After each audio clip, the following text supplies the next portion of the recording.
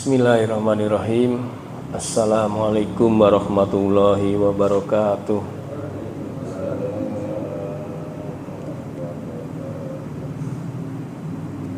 Alhamdulillahilladzi hadana lihada wa ma kunna linahtadiya laula an hadanallah. Asyhadu alla ilaha illallah wahdahu la syarikalah wa asyhadu anna Muhammadan abduhu wa rasuluhu la nabiyya ba'da. Allahumma sholli wa sallim wa barik ala Muhammad wa ala alihi wa sahbihi ajmain, amma ba'du. Jamaah Masjid Anas rahimakumullah, terus kita bersyukur kehadirat Allah Subhanahu wa taala yang tidak henti-hentinya memberikan nikmat kepada kita, dan kita bersyukur telah ditunjukin jalan menuju surga. Salawat dan salam semoga tercurah kepada junjungan kita Nabi Muhammad Sallallahu Alaihi Wasallam. Kulsub pagi ini agak pendek ya, yaitu mengenai husnul khotimah. Ini yang perkara sangat kita harapkan. Kalau dulu beberapa minggu yang lalu saya sampaikan yang sangat kita butuhkan yaitu mengenai ampunan, rahmat Allah, dan mencari ridho Allah. Sekarang yang sangat kita harapkan adalah akhir hayat yang baik, yaitu husnul khotimah. Husnul artinya baik, khotimah artinya penutup. Jadi penutup yang baik. Itu insya Allah bisa kita dapatkan ya Pak. Karena ini kita harapkan.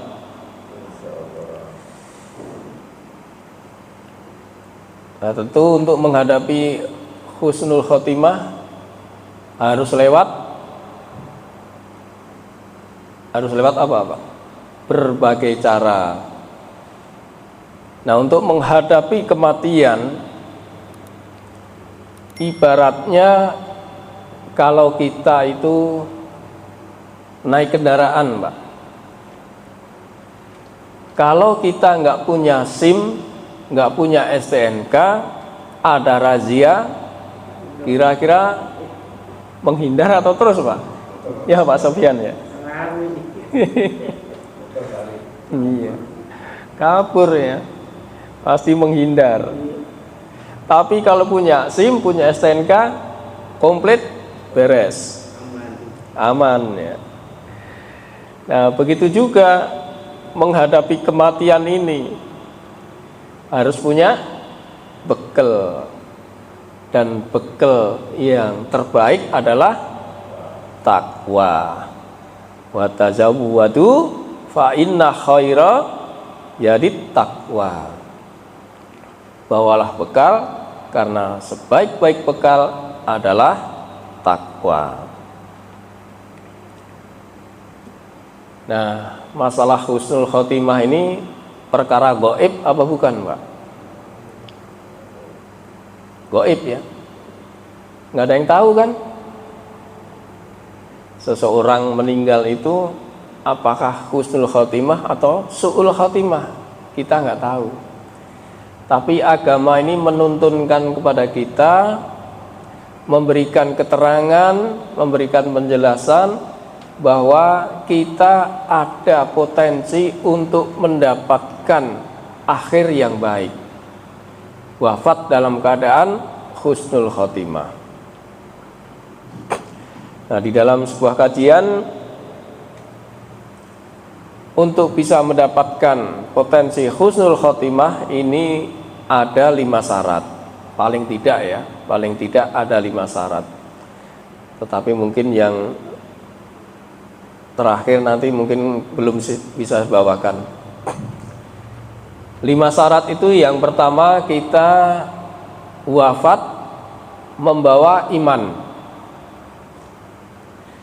Kemudian Yang kedua, berbaik sangka kepada Allah. Yang ketiga, wafat tidak membawa dosa. Yang keempat, wafat membawa teman, yaitu amal soleh. Dan yang kelima, wafat dalam keadaan syahid atau mati syahid. Nah, untuk mati syahidnya mungkin insya Allah minggu depan kita kupas satu persatu ya, mengenai potensi mendapatkan husnul khotimah. Yang pertama adalah tadi apa? Wafat membawa iman. Ini pokok Pak, atau dasarnya sebagai pembukaan. Sebab kalau tidak membawa iman, kayaknya nisbi, nggak bisa dapat husnul khotimah. Karena kalau cacat imannya sudah. Karena ini dasarnya ini adalah tauhid. Cacat tauhid, wah rasanya sulit untuk bisa mendapatkan wafat dalam keadaan husnul khotimah.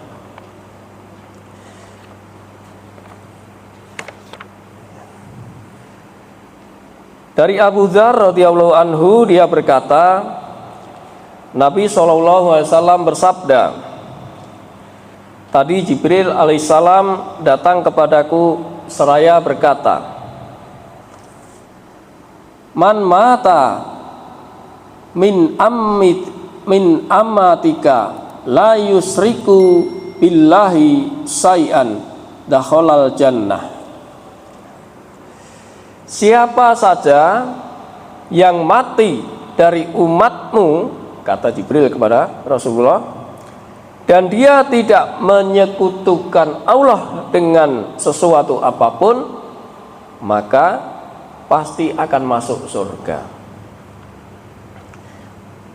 Aku, Abu Dzar, bertanya, sekalipun ia pernah berzina dan mencuri, wahai Rasulullah? Ya, sekalipun pernah berzina maupun mencuri. Hadis riwayat Bukhari. Selama kita tidak syirik, tauhid kita tegas, tegak, kita diberi janji akan masuk surga. Adapun kok bisa orang yang berzina, mencuri masih dikatakan masuk surga? Karena apa? Karena dia bertobat dulu. Orang yang tidak syirik kepada Allah, Allah akan tunjukin, Allah akan ampuni. Dengan keyakinannya dia mengucapkan la ilaha illallah, maka dia akan ampuni.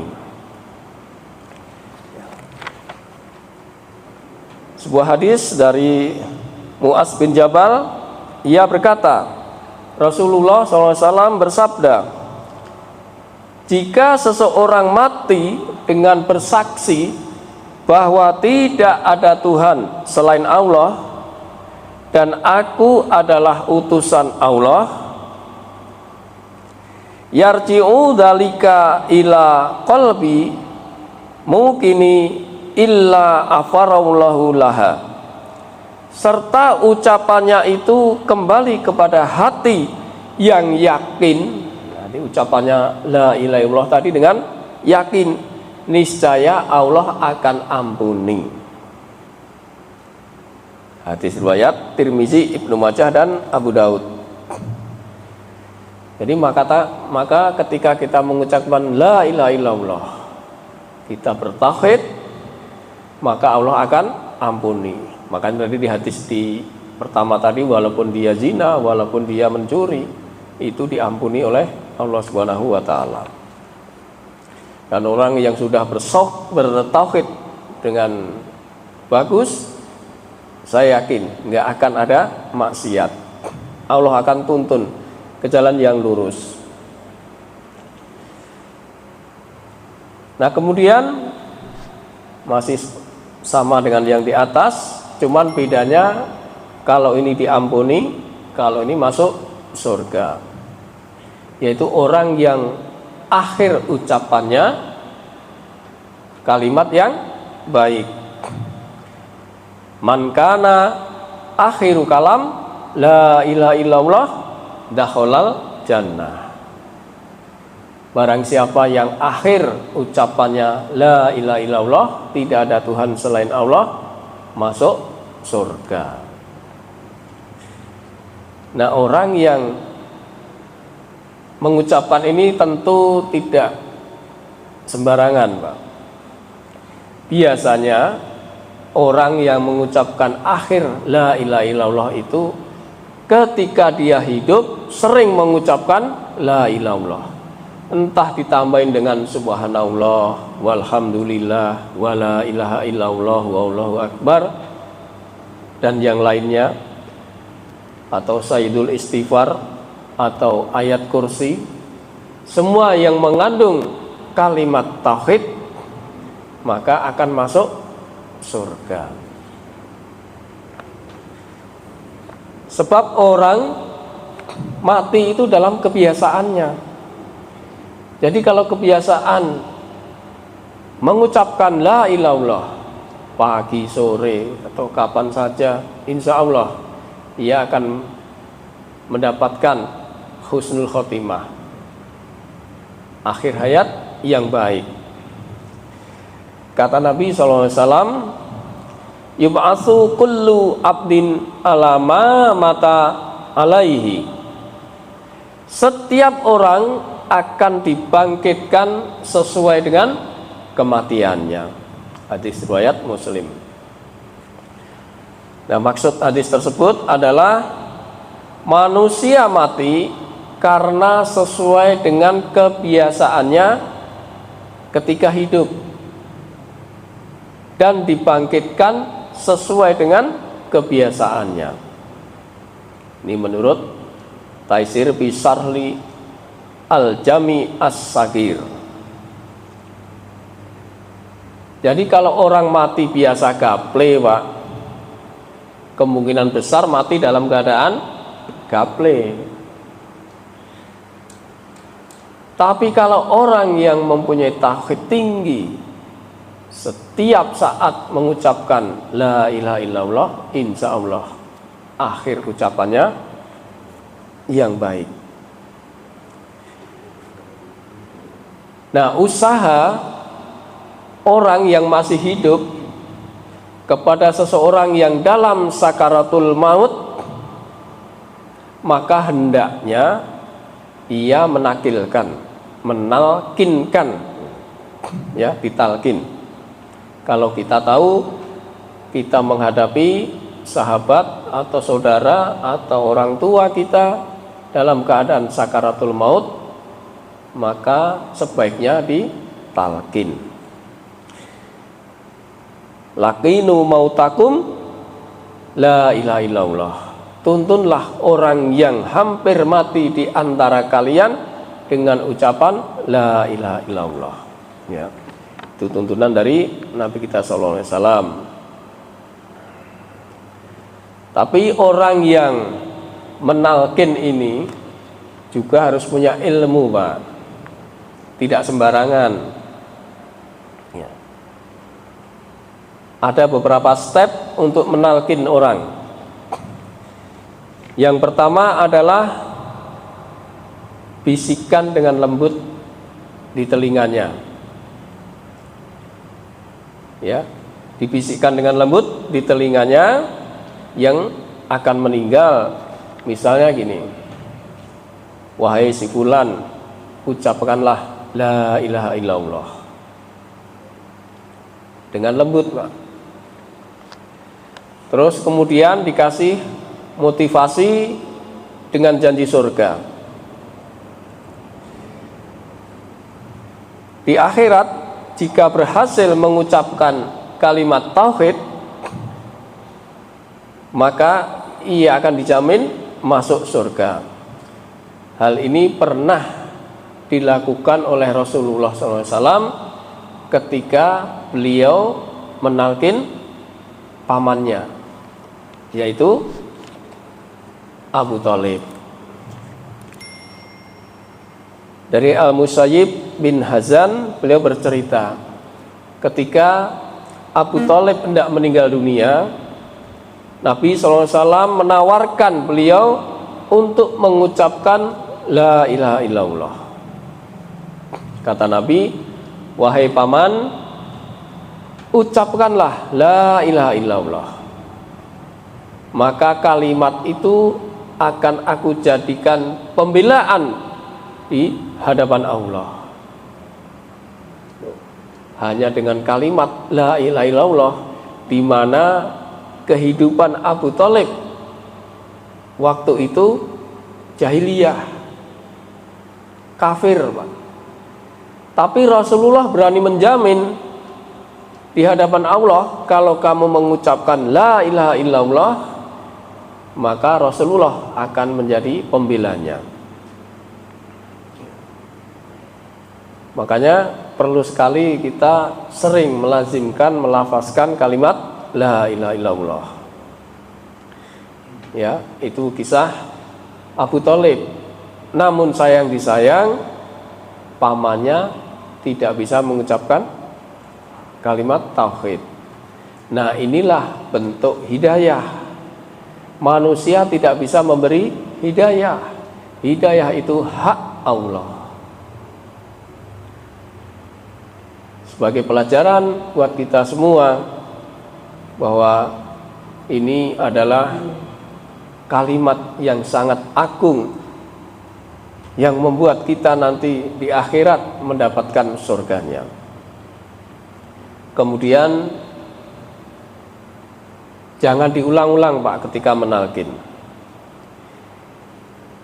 Untuk mengucapkan kalimat tauhid jangan diulang-ulang, karena ini menurut Imam Nawawi, orang yang sering ditalkin justru malah terganggu. Para ulama membenci jika terlalu banyak dan terlalu sering ketika mentalkin. Supaya apa? Supaya mayatnya tidak terganggu, karena dia sendiri sedang merasakan sakit, sehingga membuat hatinya sulit untuk menerima ucapan tauhid itu. Jadi pelan-pelan tadi ditalkin La ilaha illallah, terus kemudian berhenti dulu, jangan langsung dulu. Ya, berhenti dulu sebentar, 2 atau 3 menit, baru ditalkin lagi dengan cara yang lembut. Nah, kalau sudah bisa dia mengucapkan La ilaha illallah, maka jangan diajak bicara lagi, Pak, karena itulah ucapan yang terakhir. Nanti kalau diajak bicara lagi, bisa beda lagi ucapan terakhirnya.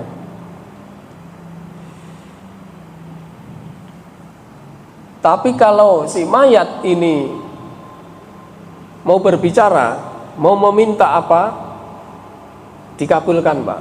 Silahkan. Mau bicara apa, kita tuntun. Tetapi begitu dia sudah selesai, kita talkin lagi La ilaha illallah dengan lembut di telinganya. Nah, mudah-mudahan dengan demikian di akhir hayatnya bisa mengucapkan La ilaha illallah.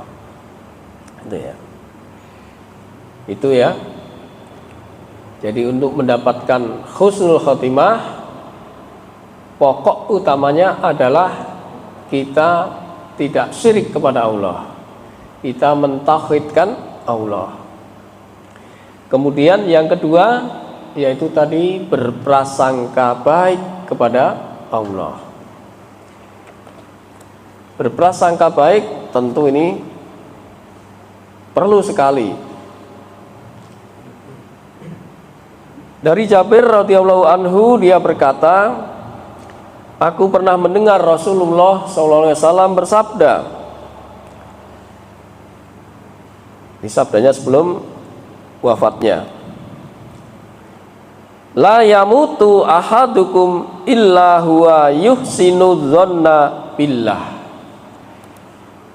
Janganlah seseorang di antara kalian mati melainkan dalam keadaan berbaik sangka kepada Allah. Hadis riwayat Muslim, Abu Dawud, Ibnu Majah dan Imam Ahmad. Tidak berprasangka buruk kepada Allah atau berprasangka baik kepada Allah, gimana caranya?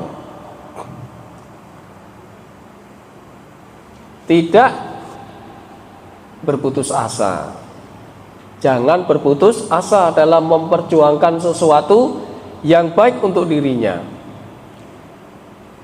Bagaimana di surat Yusuf ayat 87 itu, ketika orang tuanya Yusuf, siapa? Nabi Ishak. Ya. Itu menyuruh anak-anaknya untuk mencari Nabi Yusuf dan saudaranya, yaitu Benyamin. Maka dikatakan jangan berputus asa, cari terus. Yakub, Ishak, Yakub ya. Jadi itu adalah ikhtiar, usaha, kasab untuk terus berbuat baik, tidak berputus asa. Kemudian menjaga hati dari pikiran yang buruk, dengan meyakini selalu akan ada keputusan Allah. Yakin itu. Selain itu, menyikapi segala pemberian dengan syukur dan sabar. Nah, ini menjadi orang yang beriman tadi, Pak. Syukur dan sabar. Apabila mendapatkan musibah dia sabar, kalau mendapatkan nikmat dia bersyukur. Ya. Itulah ciri orang mukmin. Kemudian yang ketiga yaitu wafat tidak membawa dosa. Kira-kira bisa nggak Pak Zul? Tidak membawa dosa lah. Padahal kita sudah dinas orang yang banyak dosa ya. Tapi ini dikatakan untuk berpotensi mendapatkan husnul khotimah, wafat tidak membawa dosa. Insya Allah bisa Pak. Insya Allah Pak. Kita bacakan hadisnya dulu. Dari Anas bahwa Nabi SAW pernah menjenguk seorang anak muda yang sedang sekarat. Beliau bertanya, bagaimana kamu melihat dirimu? Maka pemuda itu menjawab, arjullaha wa akhafu dunubi. Aku sangat mengharapkan Allah, wahai Rasulullah, dan aku takut akan dosa-dosaku. Maka Rasulullah SAW bersabda,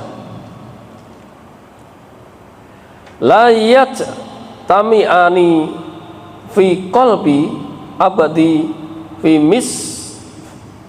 misli hadal mautini illa a'dahu lahu ma yarju wa amanahu mimma yakhafu.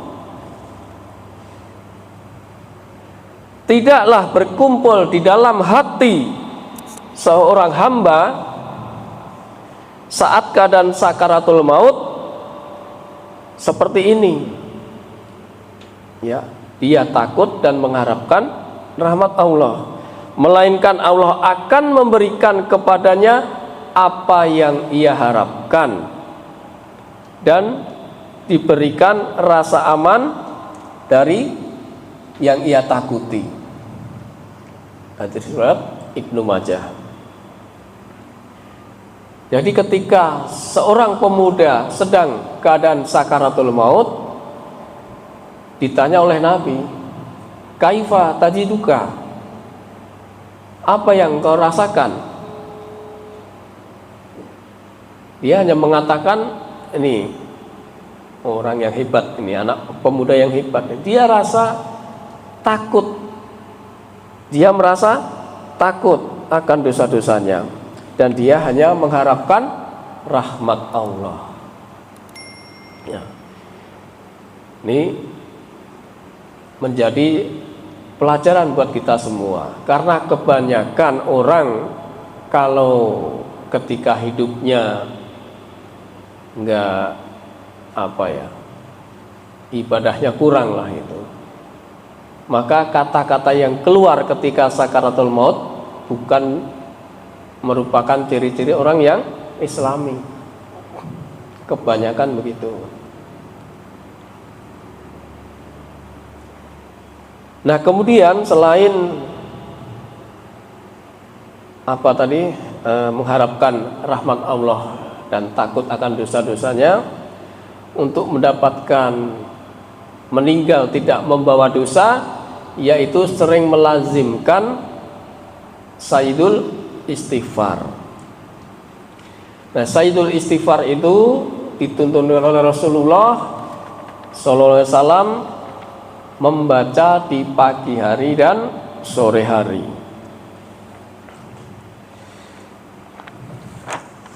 Rasulullah SAW bersabda, ketahuilah, maukah engkau aku tunjukkan kepadamu sayyidul istighfar, yaitu engkau membaca, ya Allah, engkau adalah Tuhanku.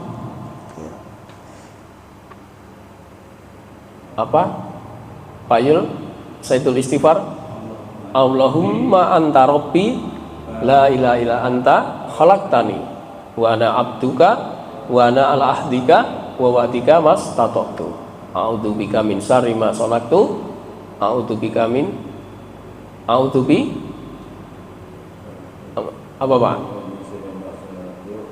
Iya.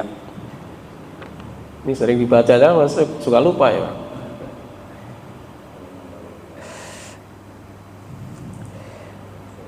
Ya, melazimkan istighfar, melazimkan sayyidul istighfar.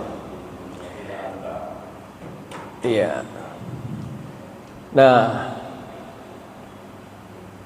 yang terakhir yaitu sempatkanlah untuk bertaubat.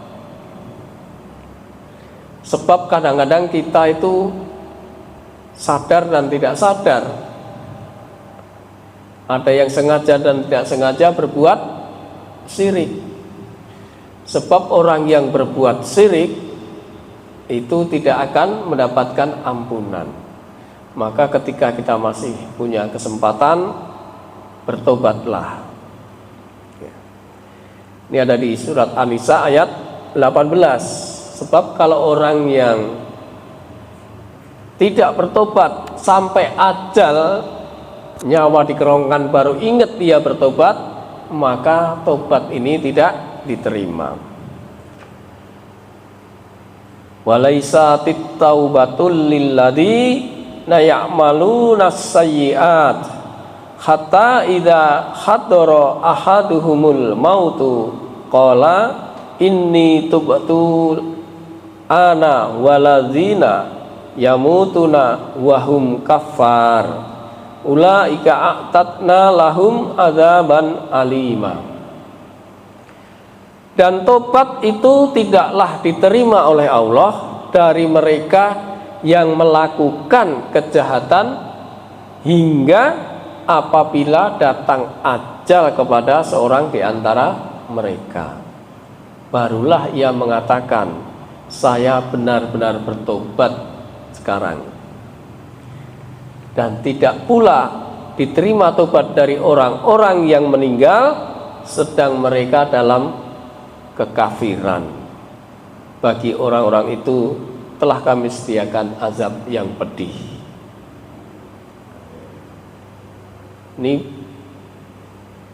Kisah siapa nih Pak kira-kira yang tobatnya sampai akhir baru dia sadar? Fir'aun ya Pak ya. Jadi ada kesempatan, bertobatlah. Kemudian yang keempat yaitu tadi wafat membawa teman. Teman di sini adalah amal soleh. Sebab kalau nggak membawa amal soleh repot juga Pak. Apa yang buat bekal nanti?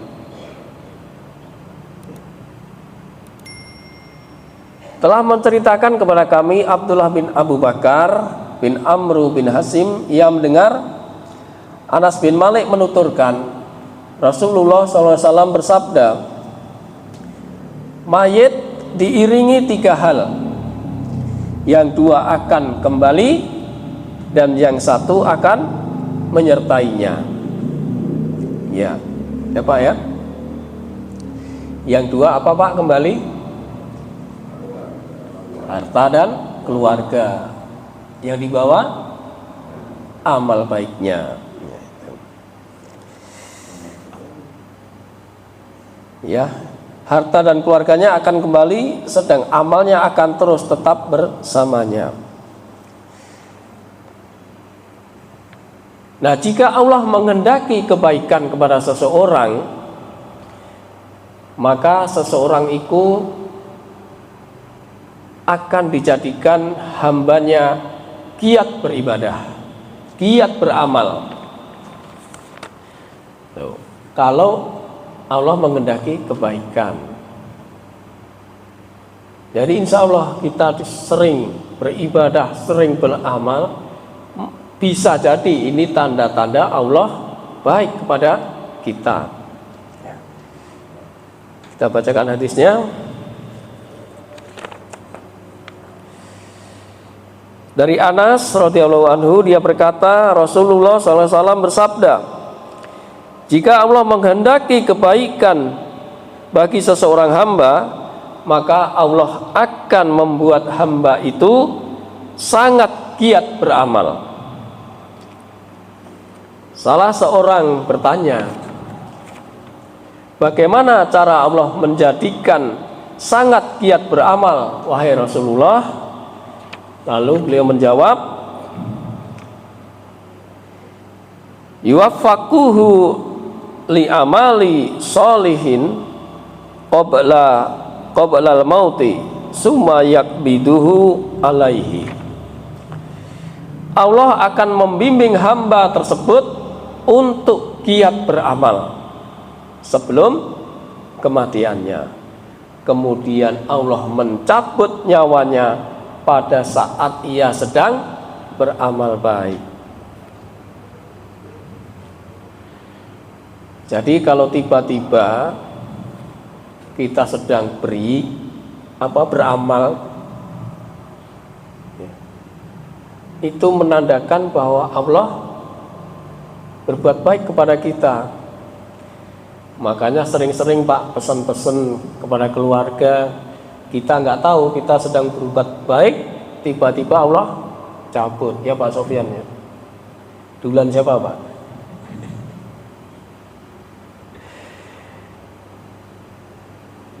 Nah, itulah beberapa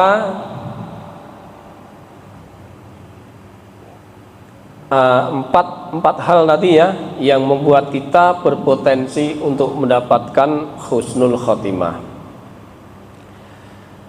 Maka kita tidak boleh juga mengejas bahwa seseorang meninggal itu husnul khotimah atau su'ul khotimah, hatta ia sedang melakukan amal soleh. Kenapa? Karena ini perkara gaib. Pernah ada sahabat itu, ada sahabat yang lainnya meninggal, dan sahabat yang meninggal ini adalah ahli ibadah. Maka ketika Rasulullah datang disambut oleh sahabat itu berkata kepada Rasulullah, ya Rasulullah, fulan ini calon penghuni surga. Maka ditanya sama Rasulullah, Kamu tahu dari mana kalau dia penghuni surga? Karena dia sering beramal, dia giat beribadah. Jangan katakan seperti itu, tapi katakan ajalnya sudah sampai. Hatta ta'tiyakal yakin. Nah, Rasulullah ngasih tahu begitu.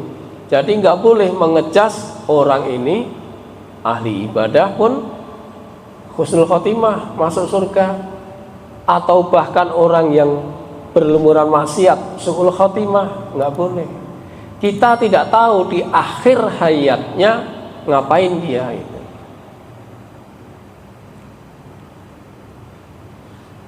Jadi merupakan suatu pelajaran buat kita semua bahwa husnul khotimah ini adalah sesuatu yang sangat kita harapkan.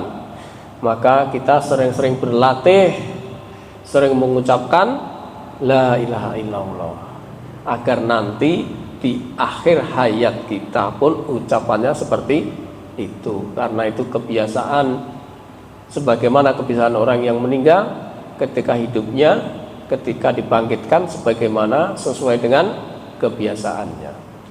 Dan saya kira itu saja yang bisa saya sampaikan pada pagi hari ini. Mudah-mudahan ada manfaatnya bagi kita semua. Mungkin ada waktu sedikit, kita ada diskusi. Ya Pak Zul. Waalaikumsalam warahmatullahi wabarakatuh. Kalau dulu kita sering mendengar istilahnya ya, banyak jalan menuju Roma gitu ya. Yeah. Dulu, tapi kalau bisa sekarang kita mutar balik begitu. Sekarang tuh banyak jalan menuju surga ya. Harusnya begitu. Yeah. Nah, salah satunya tadi mungkin ya orang yang husnul khotimah dengan targetnya, dengan ujung-ujungnya ya surga kan. Iya. Kenapa banyak jalan di surga? Ya, ini dengan banyak cara gitu ya. Iya. Salah satunya misalnya orang yang berangkat haji, keadaan mabrur. Iya. Surga. Surga. Iya, betul Pak. Nah, salah satu lagi di hadis ini Rasulullah SAW ya, dari Abu Umamah meriwayatkan bahwa Rasulullah SAW bersabda, barang siapa membaca ayat kursi setiap kali selesai sholat wajib, iya, maka tidak ada yang bisa menghalanginya masuk surga kecuali kematian. Iya. Jadi jarak orang yang sering mungkin baca ayat kursi selawat itu, jarak dia dengan surga itu ada kematian. Iya. Kan matinya 10 tahun, 20 tahun, dan 30 tahun, itu jarak dia dengan surga itu. Betul Pak. Satu jaraknya dia. Iya. Mudah-mudahan kita bisa mengamalkannya. Nah, mungkin itu sudah banyak diskusi tambahan. Ya, terima kasih Pak Jul. Waalaikumsalam warahmatullahi wabarakatuh. Ya itu tadi sudah saya sampaikan juga kan, mengenai kita melazimkan di antaranya Sayyidul Istighfar, ayat kursi, atau zikir-zikir di pagi hari dan sore hari. Pokoknya yang ada kalimat la ilaha illallahnya, subhanallah walhamdulillah wala ilaha illallah wallahu akbar 100 kali pagi hari, sore hari 100 kali kan. Dan zikir-zikir yang lainnya. Nah itu semua memang kalau mengacu kepada itu tadi, kita sebenarnya kan udah dijamin Pak masuk surga itu. Itu kan? Yang jamin Rasulullah. Kullu umatin yadkhulul jannah. Setiap umatku akan masuk surga. Illa man aba, kecuali yang enggan. Man aba ya Rasulullah, man ta'ani, orang yang taat kepadaku, dakhalal jannah. Wa man so'ani faqad aba, orang yang tidak taat kepadaku itulah yang enggan. Jadi kita udah dikasih jalan Pak, masuk surga udah dikasih jalan. Maka taklim ini memberikan fasilitas, memberikan suatu media untuk kita berpotensi masuk surga. Orang niatnya saja untuk taklim mudah dapat pahala besar, pahala haji. apalagi datangnya, duduknya, mendengarkan, mencatat, mengamalkan, waduh, komplit Pak. Ya benar Pak Zul, banyak sekali cara untuk mendapatkan surga. Cuman sayang disayang, masih banyak orang yang enggan. Sayang Pak ya. Ya mungkin dia belum tahu, kita doakan mudah-mudahan dapat hidayah. Ada lagi? Tadi Pak, Ya Pak Aleh. Fadil bilang dulu orang Rama bilangnya jalan menuju Roma ya. Jangan, ya saya nggak setuju Pak. Ya jangan Pak, ada Irfan Pak. Jadi ya betul Pak, aja emang gitu. Banyak jalan menuju Roma, Iya. apalagi Jalan surga ya. gitu, jangan Lebih banyak lagi. banyak lagi. Ya tetap benar itu Pak. Kiasan aja itu Pak. Iya. Tadi Pak yang saya tulis istighfar mungkin diulang lagi Pak. Iya. Allahumma anta rabbi La ilaha illa anta anta wa ana abduka wa ana ala ahdika wa wa'dika mastata'tu a'udzu bika min syarri ma sanaqtu aqulu laka bi ni'matika alayya wa bidambi faghfirli fa innahu la yaghfirud dzunuba illa anta. Iya. Ini rajanya istighfar ini Pak, Sayyidul Istighfar ini dah. Maka tuntunannya dibaca setiap pagi dan sore. Pagi itu setelah subuh, sore setelah asar. Tadi hadisnya udah saya bacakan ya. Oh ya, mungkin ada yang kisah ini ya. Apa Pak? Kisah pendeta yang punya ratusan jemaat di Afrika Selatan. Ya. Yang barusan kemarin. Yang baru viral ya Pak ya. Iya. Nah, itu mungkin pada saat dia menjadi pendeta sekian tahun itu dengan jemaatnya ratusan ribu, dan akhirnya mualaf semua gitu kan diajak sama dia. Iya. Dan dia mau selama jadi pendeta mungkin nggak pernah nyampe ke Soro malahan kan? Iya. Malah ke Mekah Madinah. Iya. Haji yang dia dapatkan itu. Iya. Hidayah Pak memang itu mutlak benar. Nggak tahu kita. Makanya dalam minggu lalu saya bilang mencintai manusia. Itu salah satunya itu, jangan kita egois berprasangka buruk kepada manusia. Kita boleh benci sama sifatnya, tapi jangan benci sama manusianya. Kita nggak tahu Allah itu ngasih hidayah kepada siapa yang Dia kehendaki. Ternyata seorang pendeta yang kolot ya Pak ya, bisa aja dapat hidayah. Baik, itu aja Pak. Saya jam 6 juga harus udah standby nih.